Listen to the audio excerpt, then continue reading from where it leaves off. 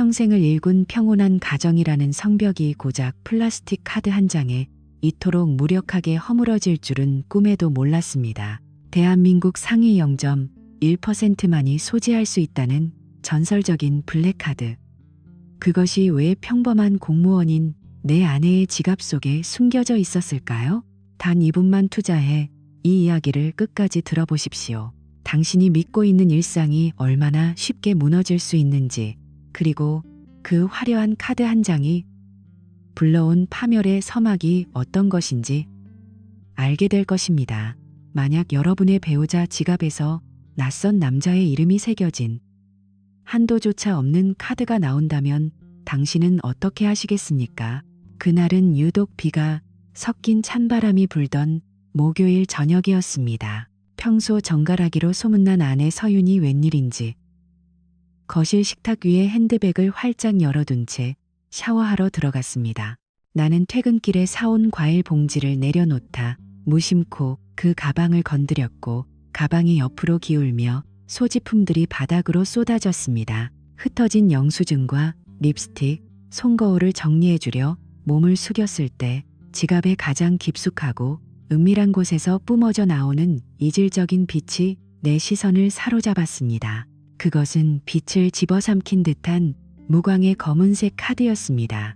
단순히 신용카드라 부르기엔 그 표면에서 느껴지는 차가운 금속성과 위압감이 남달랐습니다.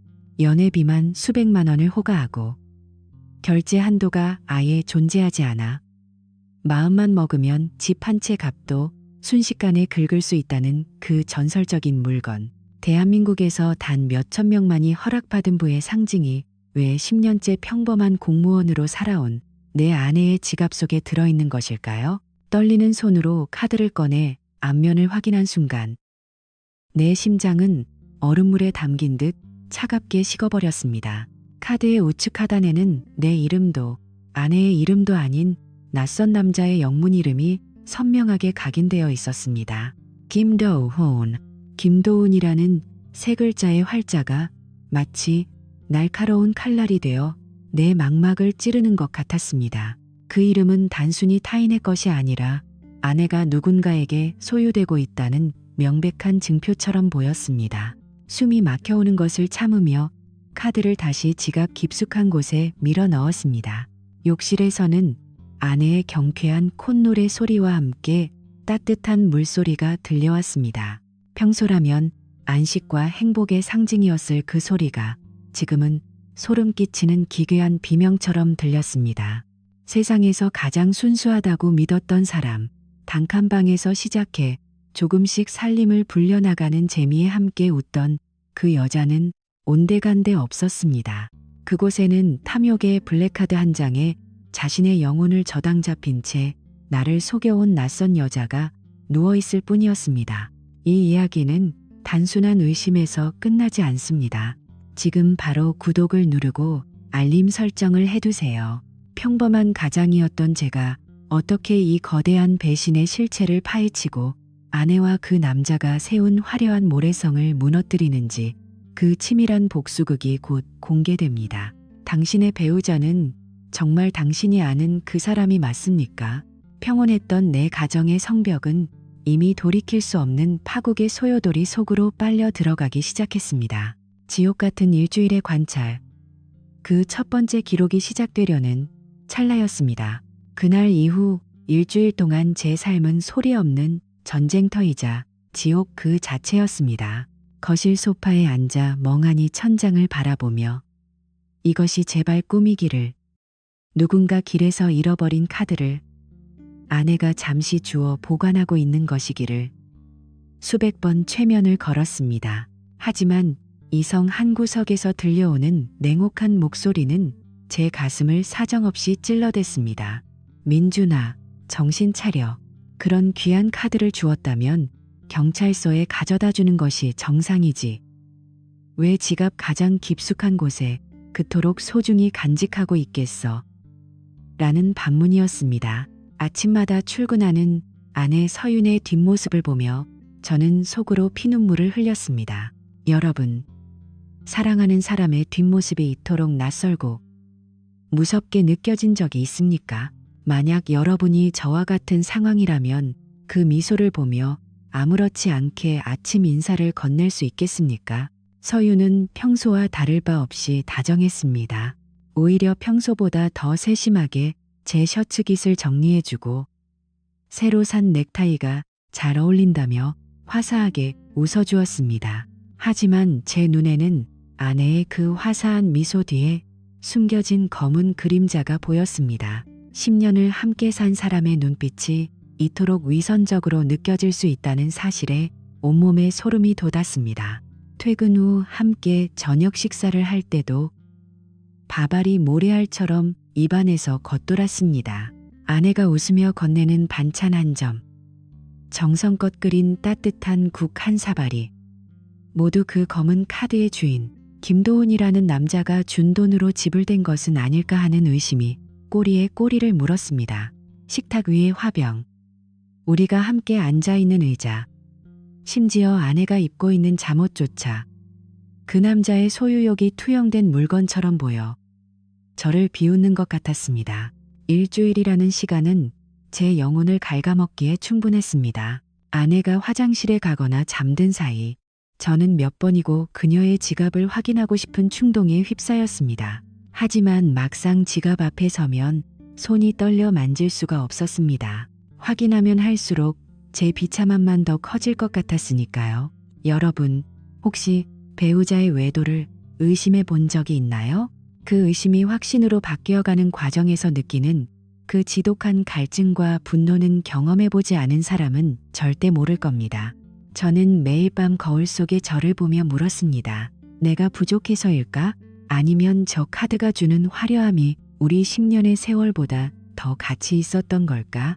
결정적인 균열은 며칠 뒤 아내의 외출 준비 과정에서 나타났습니다.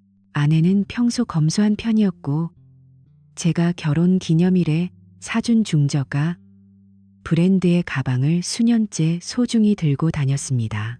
낡은 가죽 끝이 헤어져도 우리 민준 씨가 사준 건데 이게 제일 편해라며 웃던 여자였습니다. 그런데 그날 서윤이 드레스룸에서 들고 나온 것은 제가 평생 구경도 못 해본 명품 로고가 박힌 가방이었습니다. 한눈에 봐도 가죽의 질감이 압도적이었고 금속 장식은 은은하면서도 고급스러운 광택을 내뿜고 있었습니다. 제 가슴은 철렁 내려앉았지만 짐짓 아무렇지 않은 척 물었습니다. 서윤아, 그 가방 처음 보네. 디자인이 아주 예쁘다. 새로 샀어? 순간 서윤의 어깨가 미세하게 움츠러들었습니다. 하지만 그녀는 이내 평정심을 되찾고는 거울을 보며 대수롭지 않게 대답했습니다. 아, 이거? 저번에 친구들이랑 쇼핑 갔다가 가성비 좋은 카피 제품이 있길래 하나 샀어. 진짜 같지? 요즘 세상 좋아졌더라고. 당신 걱정 안 하게. 내 용돈 안에서 해결했으니까. 너무 신경 쓰지 마. 서윤의 목소리는 평온했지만 저는 보았습니다. 거울에 비친 그녀의 눈동자가 아주 짧은 찰나에 심하게 흔들리는 것을 말입니다. 가성비 좋은 가짜라고 하기에는 그 가방에서 뿜어져 나오는 위용이 너무나 대단했습니다. 아내의 말 한마디 한마디가 마치 독사의 비늘처럼 매끄럽게 제 귀를 파고들었지만 저는 그 밑바닥에 깔린 추악한 진실을 이미 직감하고 있었습니다. 아내의 인생 자체가 저 블랙카드 한 장 때문에 거대한 가짜가 되어가고 있었던 것입니다. 그날 오후 아내가 나간 뒤 저는 몰래 인터넷을 뒤져 그 가방의 정체를 확인했습니다. 화면에 뜬 가격표를 본 순간 저는 헛웃음을 터뜨릴 수밖에 없었습니다. 2천만 원, 웬만한 소형차 한 대 값이 아내의 손목에 가볍게 걸려 있었던 것입니다. 평범한 공무원인 아내의 월급으로는 몇 년을 꼬박 모아야 살 수 있는 돈이었습니다. 도대체 어떤 대가를 치렀기에 저런 물건을 손에 넣었을까요? 그날 밤 잠든 아내의 숨소리를 들으며 저는 다시 한번 그녀의 지갑을 열었습니다.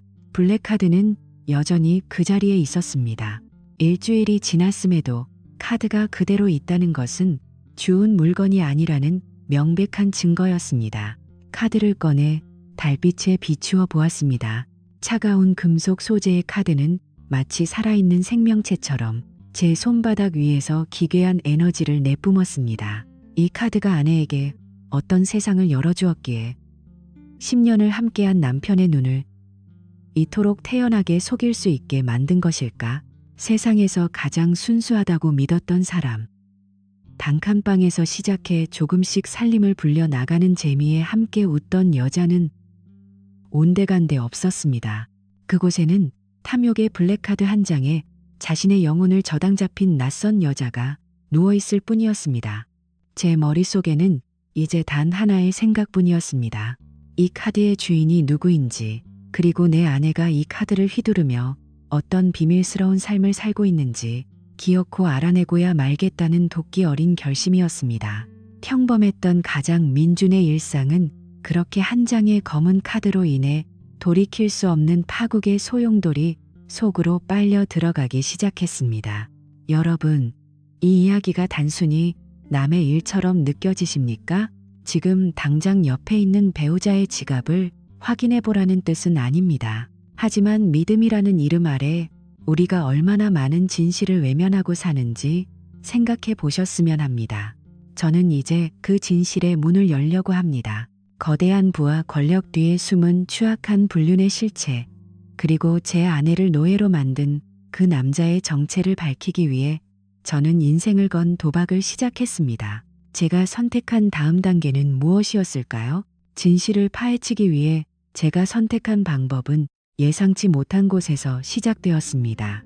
거대한 부의 장벽 너머 아내의 진짜 행방을 쫓기 위해 저는 결국 지인이 은밀하게 건네주었던 연락처 하나를 꺼내 들었습니다. 그 번호는 저를 서울 외곽의 한 한적한 카페로 인도했고, 그곳에서 저는 제 인생을 송두리째 바꿔놓을 또 다른 남자를 만나게 됩니다. 과연 그 탐정이 저에게 들려준 첫 번째 충격적인 보고는 무엇이었을까요? 아내가 매일 퇴근 후 간다고 했던 요가 학원이 아닌 실제로 향했던 그곳의 정체는 여러분의 상상을 초월합니다. 다음 이야기를 놓치지 않으려면 지금 바로 좋아요를 누르고 댓글로 여러분의 생각을 남겨주세요. 이 지독한 배신의 끝에 무엇이 기다리고 있을지 끝까지 지켜봐 주시기 바랍니다. 다음 영상에서 그 실체가 밝혀집니다.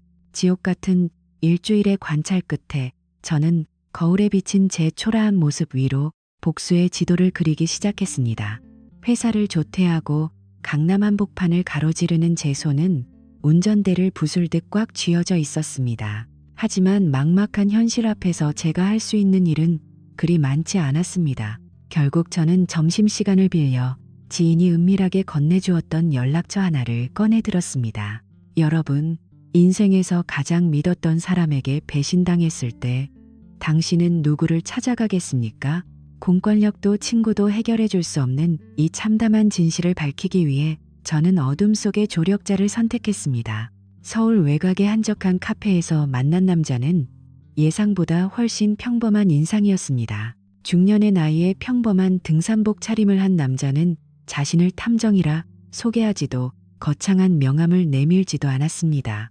그저 제 초조한 눈빛을 묵묵히 읽어내고는 차가운 커피 한 잔을 들이킨 뒤 나지막한 목소리로 물었습니다. 선생님, 정말 끝까지 보실 자신 있으십니까? 이런 일은 시작하기는 쉬워도 진실을 마주한 뒤에는 이전으로 돌아갈 수 있는 문이 아예 사라지거든요. 특히 40대 가장들이 진실의 문턱에서 무너져 내리는 걸 저는 수없이 봐왔습니다. 감당할 준비가 되셨다면 시작하죠. 저는 타들어가는 입술을 축이며 고개를 끄덕였습니다. 이미 제 마음속에는 불신이라는 이름의 독버섯이 피어올라 온 집안을 뒤덮고 있었습니다. 저는 아내의 지갑에서 몰래 찍어둔 블랙카드의 사진과 아내의 차량 번호, 그리고 최근 들어 부쩍 잦아진 외출 시간대를 적은 메모를 건넸습니다. 남자는 돋보기를 꺼내 사진 속 카드를 유심히 보더니 혀를 끌끌 찼습니다. 이거 보통 물건이 아니네요. 일반적인 불륜 상대라면 명품 선물이나 현금을 주지. 이렇게 본인 명의의 무한도 블랙카드를 통째로 맡기는 경우는 극히 드뭅니다. 이건 상대 남자가 단순히 돈이 많은 것을 넘어 부인께서 그 남자에게 그만큼 특별한 존재라는 뜻이겠죠. 혹은 남자의 아주 강력하고 병적인 소유욕이 투영된 물건입니다. 이 카드는 그 여자를 가두는 화려한 감옥의 열쇠 같은 겁니다. 탐정의 분석은 제 심장에 예리한 비수를 꽂았습니다. 특별한 존재라니 10년 넘게 맞벌이를 하며 아끼고 살았던 우리의 세월이 단 한 장의 검은 플라스틱 카드 앞에 무색해지는 순간이었습니다. 탐정과의 계약이 성사되고 또다시 일주일이라는 시간이 흘렀습니다.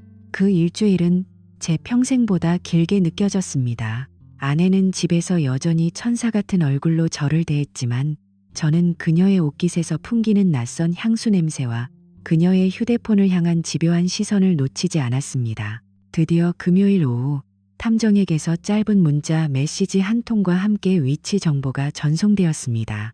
지금 바로 강남구 청담동 S 오피스텔로 오십시오. 직접 보시는 게 가장 확실합니다. 저는 떨리는 손으로 운전대를 잡았습니다. 강남의 화려한 빌딩 숲 사이로 보이는 최고급 오피스텔은 외관부터가 압도적이었습니다. 로비에는 정장을 입은 보안 요원들이 날카로운 눈빛으로 외부인을 통제하고 있었고 주차장에는 람보르기니, 페라리 등 이름만 들어도 알법한 수억 원대 슈퍼카들이 즐비했습니다. 그 찬란한 부의 상징들 사이에 서 있는 제 낡은 국산 승용차가 너무나 비참하게 느껴졌습니다. 여러분, 혹시 이런 자괴감을 느껴보셨나요? 내 아내가 나를 버리고 선택한 세상이 내가 평생을 바쳐도 닿을 수 없는 곳이라는 사실을 깨달았을 때의 그 무력감 말입니다. 지하 주차장 한 구석에서 만난 탐정은 익숙한 동작으로 카메라 렌즈를 조절하며 건너편에 주차된 은색 스포츠카를 가리켰습니다. 저 차 보이시죠? 부인께서 15분 전에 내리셨습니다. 부인 명의는 아닙니다만 매일같이 직접 운전하고 다니시더군요. 그리고 지금 올라가신 곳은 이 오피스텔에서도 가장 높은 층에 있는 펜트하우스입니다. 대한민국 0.1%만이 드나들 수 있는 비밀스러운 요새죠. 제 눈앞이 캄캄해졌습니다. 아내는 운전면허는 있었지만 겁이 많아 집 주변 마트를 갈 때도 항상 제 차 조수석에 앉아 제 팔을 꼭 붙들던 사람이었습니다. 그런 여자가 수억 원대의 스포츠카를 제 차처럼 몰고 강남 한복판을 누비고 다녔다니 도대체 제가 알던 서유는 어디로 간 걸까요? 저는 탐정이 미리 확보해준 출입카드를 들고 엘리베이터에 올랐습니다. 숫자가 올라갈수록 제 이성은 하얗게 타들어갔습니다. 10층, 20층, 그리고 마침내 32층. 엘리베이터 문이 열리자 고요한 복도에는 최고급 호텔에서나 날 법한 진한 향수 냄새가 은은하게 감돌았습니다. 탐정이 일러준 3200호 앞에 섰을 때 저는 숨이 겠는 것 같았습니다. 이 문을 여는 순간 지난 10년의 평범하지만 행복했던 삶은 쓰레기통에 처박힐 것입니다. 다시는 그전으로 돌아갈 수 없겠죠. 하지만 제 손은 이미 도어록으로 향하고 있었습니다. 비밀번호를 입력하자 경쾌한 알림음과 함께 묵직한 철문이 서서히 열렸습니다. 현관에 들어서자마자 저를 맞이한 건 수십 켤레의 화려한 명품 구두들이었습니다. 거실로 이어지는 복도 양옆에는 투명한 유리 장식장이 세워져 있었는데 그 안에는 에르메스 버킨백, 샤넬 클래식 등 여자들의 로망이라 불리는 수천만 원대 가방들이 마치 박물관 전시품처럼 진열되어 있었습니다. 우리 집 안방 낡은 장롱에 걸려있던 소박한 코트들과는 차원이 다른 세상이 그곳에 있었습니다. 거실 안쪽에서는 감각적인 재즈 음악이 흘러나왔고 하얀 실크 가운을 걸친 채 와인잔을 들고 있던 서윤이 경악한 표정으로 저를 바라보았습니다. 그녀의 헝클어진 머리칼과 붉게 달아오른 뺨, 그리고 그녀의 옆에는 샤워를 막 마치고 나온 듯 발라의 남자가 소파에 길게 누워 있었습니다. 지갑 속에서 보았던 그 이름의 주인, 김도훈이었습니다. 당신이 여길 어떻게?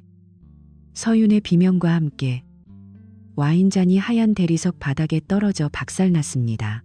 바닥으로 번지는 붉은 액체는 마치 제 심장이 갈갈이 찢겨 흘러나오는 피 같았습니다. 거실 한복판 테이블 위에는 그 불길한 블랙카드가 마치 이 모든 비극을 비웃듯 무심하게 놓여 있었습니다. 이제 판도라의 상자는 완전히 열렸습니다. 그 안에서 튀어나온 진실은 제가 상상했던 것보다 훨씬 더 추악하고 잔인했습니다. 여러분, 만약 여러분이 이 현장을 목격했다면 어떻게 하시겠습니까? 분노로 눈이 멀어 달려드시겠습니까? 아니면 이 비참한 현실 앞에 무릎을 꿇으시겠습니까? 저는 비틀거리는 걸음으로 거실 안쪽을 향해 한 발짝을 더 내디뎠습니다. 제 복수는 이제 겨우 시작이었으니까요. 이 화려한 펜트하우스가 아내와 그 남자의 무덤이 되기까지 제가 준비한 다음 카드는 무엇일까요? 이 소름 돋는 배신의 대가를 어떻게 치르게 할지 궁금하시다면 좋아요를 누르고 끝까지 주목해 주십시오. 다음 순간 저 남자의 입에서 나온 한마디가 저를 더 큰 광기로 몰아넣었습니다. 어이 아저씨, 남의 집에 함부로 들어오면 안 되지. 이 뻔뻔한 조롱에 제가 어떻게 답했을까요? 지금 바로 댓글로 여러분의 예상을 남겨주세요. 거실 한복판에서 마주한 서윤의 눈빛은 경악을 넘어선 차가운 거절이었습니다. 와인잔이 바닥에 떨어져 박살나고 붉은 액체가 대리석을 물들이는 그 순간 저는 제 10년의 세월이 그 액체처럼 무참히 짓밟히는 것을 보았습니다. 하지만 더 큰 충격은 서윤의 입에서 나온 말이었습니다. 당신이 여길 어떻게 알고 왔어? 그리고 온 김에 잘 됐네. 이제 나 구질구질한 그 집으로 안 돌아가. 서윤은 바닥에 떨어진 가온깃을 여미며 저를 똑바로 응시했습니다. 죄책감이라고는 찾아볼 수 없는 그 당당함에 제 이성은 실시간으로 끊어져 나갔습니다. 여러분, 10년을 함께한 아내가 고작 돈 때문에 당신을 구질구질한 과거로 치부한다면 그 기분이 어떨지 상상이 가십니까? 당신이 10년 동안 뼈 빠지게 벌어서 나한테 가방 하나 사줄 때 며칠을 고민하던 그 시간들 나 이제 못 견디겠어. 이 사람은 카드 한 장 주면서 사고 싶은 거 다 사라고 했어.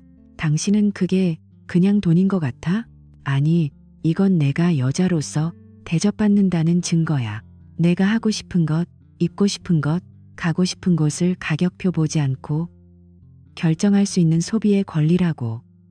서윤의 외침은 제 가슴에 대못을 박았습니다. 제가 믿어왔던 신뢰와 사랑이 고작 무제한 결제라는 명분 앞에 이토록 무참히 무너질 줄은 몰랐습니다. 옆에 누워있던 김도우는 이 상황이 재미있다는 듯 낄낄거리며 담배에 불을 붙였습니다. 어이 아저씨, 부인 데려가고 싶으면 데려가요. 근데 저 여자 이미 한도 없는 카드의 맛을 봤는데 당신이 주는 생활비로 살 수 있을 것 같아? 사람이란 게 한번 올라가면 내려오기 힘든 법이거든. 김도훈의 조롱은 서늘한 복수의 씨앗이 되어 제 가슴 깊은 곳에 자리를 잡았습니다. 저는 말없이 그곳을 빠져나왔습니다. 분노를 터뜨려 폭력을 휘두르는 대신 저는 더 치밀하고 잔혹한 계획을 세웠습니다. 우선 집으로 돌아온 저는 아내의 명의로 된 모든 가족 신용카드와 통장을 즉각 정지시켰습니다. 그녀가 누리던 구질구질한 안정마저 박탈하기로 한 것입니다. 그리고 탐정을 통해 김도훈의 뒷조사를 본격적으로 시작했습니다.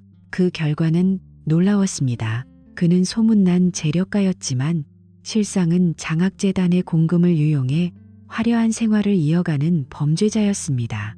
블랙카드의 화려한 결제 내역들은 사실 재단 아이들의 꿈을 갉아먹은 흔적이었던 것입니다. 심판의 시간이 다가왔습니다.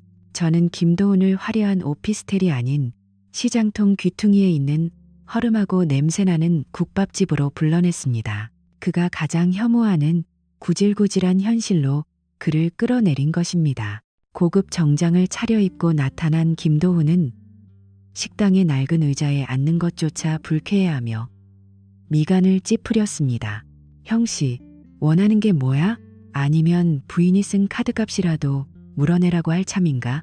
김도훈은 비릿한 웃음을 지으며 수표 몇 장을 내밀려 했습니다.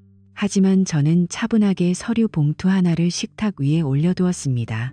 그 안에는 그가 재단 공금을 유용해 카드 대금을 메꿔온 정황이 담긴 금융 기록과 서윤 외에도 여러 여성에게 유사한 방식으로 공금을 뿌린 증거들이 담겨 있었습니다.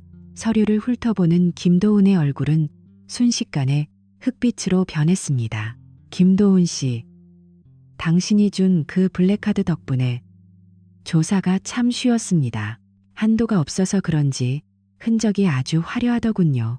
이 서류들이 당신 집안 어른들과 재단 이사회, 그리고 검찰에 전달되면 어떻게 될까요? 당신이 누리는 그 모든 호사가 과연 하루라도 더 버틸 수 있을까요? 제 낮은 목소리에 김도훈의 손이 미세하게 떨리기 시작했습니다. 원하는 게 뭐야? 얼마면 돼? 김도훈의 목소리에서 조금 전의 거만함은 사라지고 비굴한 공포가 묻어났습니다. 저는 지갑 속에서 아내가 그토록 소중히 여기던 그 블랙카드를 꺼내 김도훈의 얼굴을 향해 가차없이 던졌습니다. 당신 집안에서 흘러나온 그 더러운 돈은 관심 없어. 내가 원하는 건 당신이 서윤이에게서 그 카드를 뺏고 그 오피스텔에서 당장 내쫓는 거야. 그리고 다시는 내 눈앞에, 그리고 서윤이 앞에도 나타나지 마. 만약 한 번이라도 어길 시엔 이 서류들은 그대로 검찰청으로 갈 겁니다. 김도훈은 분노로 이를 갈았지만 결국 고개를 끄덕일 수밖에 없었습니다. 복수는 조용하지만 치밀하게 진행되었습니다. 저는 미리 준비해둔 이혼 서류를 식탁 위에 올려두었습니다. 서윤이 돌아와 악을 쓰며 전화를 걸어왔지만 저는 단 한 통도 받지 않았습니다. 당신 지금 뭐 하는 거야? 당장 카드 풀어. 나 지금 쓸 돈도 없단 말이야. 뒤늦게 걸려온 전화를 받은 돈 없으면 내 지갑 속에 든 그 잘난 블랙카드 써. 한도도 없다며? 왜? 이제 와서 그 남자 눈치 보여? 아님 벌써 버림받기라도 한 거야? 수화기 너머로 들려오는 서윤의 비명은 제게 더 이상 슬픔이 아닌 승리의 훈장처럼 느껴졌습니다.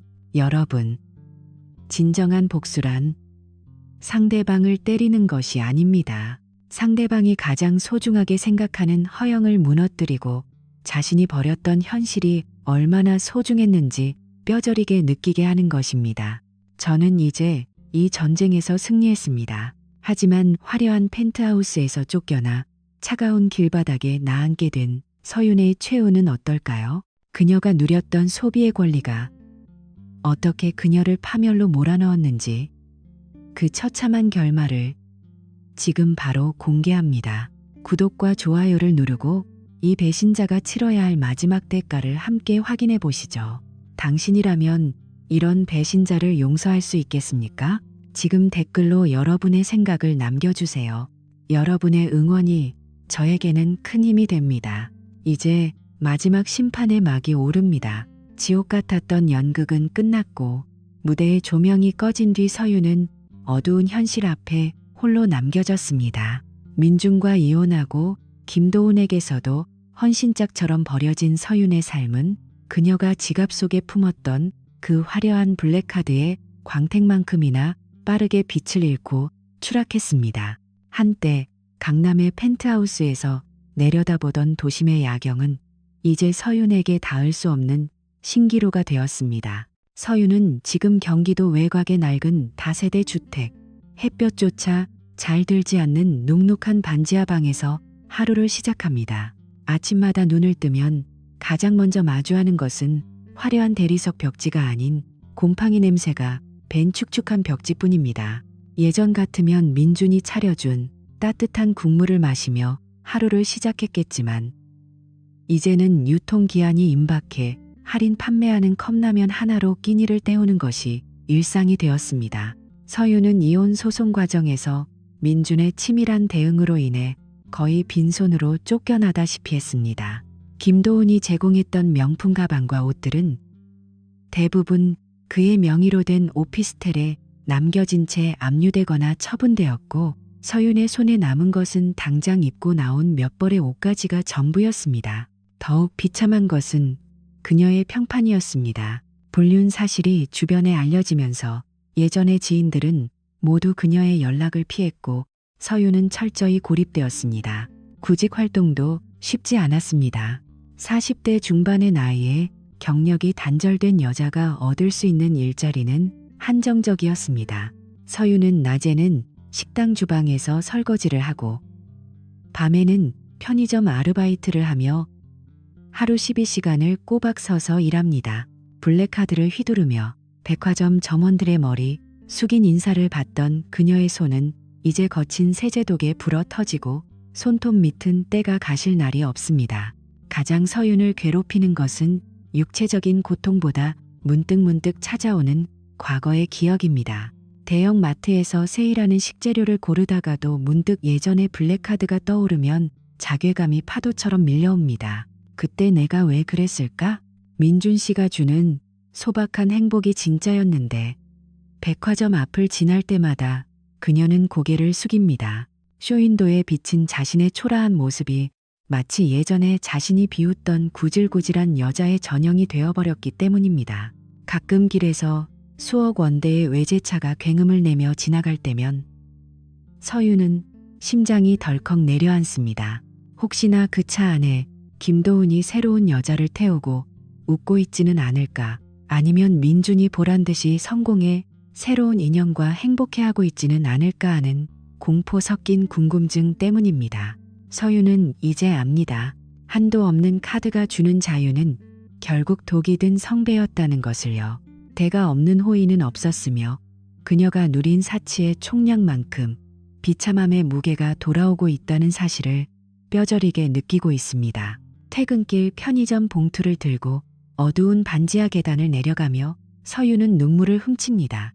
하지만 그 눈물은 참회의 눈물이라기보다 다시는 돌아갈 수 없는 화려한 불빛에 대한 미련과 현재의 비루함이 뒤섞인 회한의 눈물이었습니다. 텅 빈 방 안에 홀로 누워 천장을 바라보며 서유는 이제서야 민준의 낡은 구두와 땀냄새 섞인 셔츠가 얼마나 정직하고 위대한 사랑이었는지를 깨닫습니다. 하지만 그녀의 지갑 속에는 이제 블랙카드도 민준과의 사진도 아닌 내일 당장 내야 할 월세 걱정이 담긴 고지서만이 덩그러니 놓여있을 뿐입니다. 인과응보의 굴레 속에서 그녀는 진정한 가치를 버린 대가를 평생 몸으로 때우며 갚아 나가야 할 것입니다. 반면 민준은 어둠이 깔린 도로를 달려나갑니다. 그의 지갑 속에는 화려한 카드는 없지만 자신의 삶을 스스로 책임질 수 있는 당당한 가장의 무게만이 남아 있습니다. 진짜 인생은 이제 막 새로운 장을 열고 있었습니다.